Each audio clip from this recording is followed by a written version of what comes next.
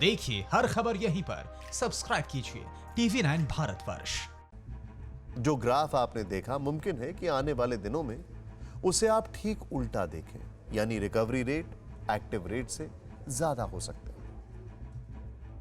अब यही बात एक और ग्राफ के जरिए हम आपको समझाते हैं। अब आप इस ग्राफ के जरिए समझिए कि हमें अपना माइंडसेट बदलने की जरूरत क्यों है। 19 मई से लेकर 28 मई तक के इस ग्राफ में आपकी नजर 42,309 से लेकर 70,936 तक होगी।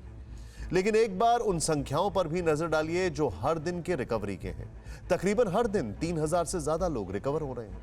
इस पूरे ग्राफ में सिर्फ 23 मई का ही एक दिन ऐसा रहा जिसमें रिकवरी का आंकड़ा 3,000 को नहीं छू सका, लेकिन 2,576 लोगों की रिकवरी भी कम नहीं है। यानी हम जो देख रहे हैं कि हर दिन नए संक्रमित आ रहे हैं, उसका दूसरा पहलू यह भी है कि उसके आधे या उससे भी ज्यादा लोग हर दिन ठीक होकर घर लौट रहे हैं।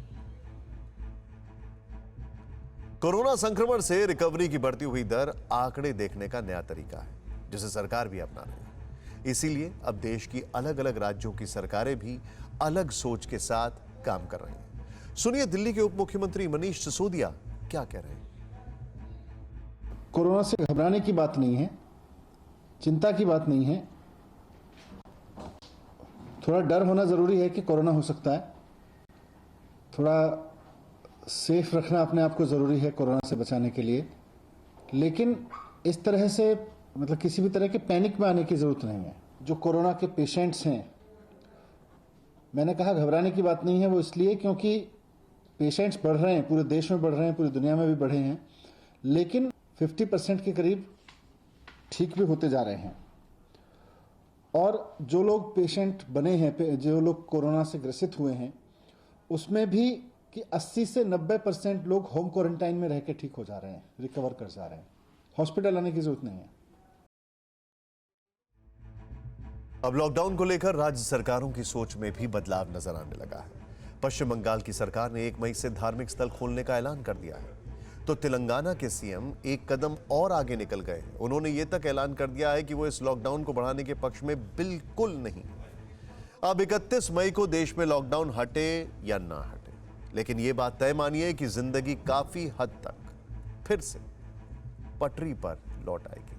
और अब कोरोना की लड़ाई नागरिकों के हाथ में होगी, यानी आप और हम कितने सतर्क रहेंगे, कैसे सोशल डिस्टेंसिंग का पालन करेंगे, इसी पर सब कुछ निर्भर होगा। और अब बात कोरोना काल के सुपर हीरो की। जी हां, हम बात कर रहे हैं सोनू सूद की। आजकल ये नाम हर किसी की जुबान पर चढ़ा हुआ है, और भला हो भी क्यों ना। कोरोना संकट की इस घड़ी में सोनू सूद 12,000 से ज्यादा प्रवासी मजदूरों के लिए किसी फरिश्ते से कम नहीं है। उन्होंने मदद की ऐसी मिसाल पेश की है जो बेमिसाल है। इस खबर को दिखाने से पहले आपको बता दें, इस वक्त जो सबसे बड़ी खबर हमारे सामने चल रही है वो यह है कि दिल्ली एनसीआर में जबरदस्त भूकंप के झटके महसूस किए गए हैं, और बहुत तेजी से भूकंप के झटके महसूस किए गए। और रिक्टर स्केल पर इसकी तीव्रता जो थी वो हम आपको बताएंगे। पीयूष पांडे हमारे साथ है। पीयूष, पूरी खबर बताएं। जी निशांत, 4.6 रिएक्टर स्केल पर यह तीव्रता नापी गई और 16 किलोमीटर इसका जो है केंद्र था, जो हरियाणा के रोहतक में था। और इसी वजह से जो झटके हैं एनसीआर में बहुत तेजी से लगे हैं।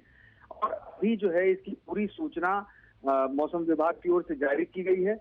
और जो आईएमडी विभाग है उसने स्पष्ट तौर पर कहा है कि ये भूकंप के झटके इसलिए तेज लगे एनसीआर में क्योंकि जो केंद्र था वो रोहतक के पास हरियाणा में था, जो बहुत ही करीब है एनसीआर के। इसी वजह से ये झटके ज्यादा तेज महसूस किए गए। हालांकि रिएक्टर स्केल था। पीयूष, आप बहुत बड़ी बात बता रहे हैं, इस वक्त अपने दर्शकों को बताना चाहेंगे रिक्टर स्केल पर इसकी तीव्रता 4.6, रोहतक हरियाणा, और वो भी सिर्फ 16 किलोमीटर अंदर। यानी कि ये रोहतक की अगर बात करें वो आबादी वाला इलाका है, अगर वहां पर ऐसा भूकंप आया है तो ये चिंता का विषय बन जाता है। बहुत बड़ी खबर है ये, बताइए मुझे। जी निशान, रोहतक जो है वो बिल्कुल करीब है एनसीआर के, और इसी वजह से जो तीव्रता थी 4.6 थी। इसके बावजूद जो झटके थे वो काफी महसूस किए गए। और जो केंद्र था वो जमीन के अंदर जो मापी गई है वो 16 किलोमीटर की दूरी है। और इसी वजह से चूंकि हरियाणा में रोहतक बहुत करीब है एनसीआर के, दिल्ली में और इसके झटके गाजियाबाद में तो महसूस किए गए, और इसके अलावा हरियाणा में तो महसूस ही किए गए, और आसपास के जो क्षेत्र हैं, राजस्थान के जो करीबी क्षेत्र हैं जो रोहतक के करीब हैं, वहां भी महसूस किए गए। और इसकी आपकी अभी तक पीयूष क्या जानकारी, आपके पास क्या बातचीत हुई है किसी से? क्योंकि अगर 15 सेकंड भूकंप के झटके महसूस किए गए, वो भी रिक्टर स्केल पर 4.6, यानी कि भूकंप को नापते वक्त 3 चीजें देखी जाती है। पहला ड्यूरेशन, दूसरा बल्कि सबसे पहले इंटेंसिटी, फिर दूसरा देखा जाता है ड्यूरेशन, और तीसरा कि वो एग्जैक्ट लोकेशन कहां है। तो ये लोकेशन जो है ये चिंता का विषय बन गई है, और 15-16 सेकंड कम नहीं होता है, और वो भी 4.6, सिर्फ 16 किलोमीटर अंदर। ये बहुत बड़ी खबर है।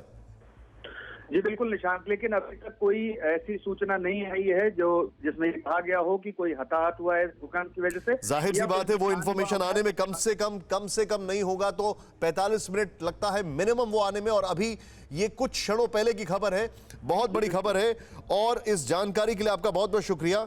और ये जो इस वक्त हम आपको जानकारी दे रहे हैं, अपने दर्शकों को बता दें, रात 9:08 पर, ये अब से कुछ ही क्षणों पहले रिक्टर स्केल पर 4.6 की तीव्रता वाला भूकंप, जो कि सिर्फ जमीन से 16 किलोमीटर अंदर, एपिसेंटर रोहतक।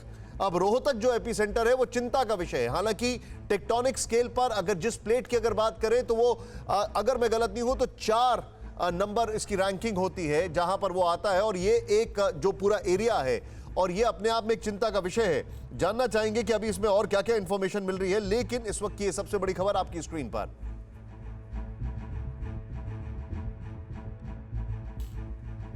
परवाह देश की, सोमवार से शुक्रवार रात 10 बजे TV9 भारतवर्ष पर।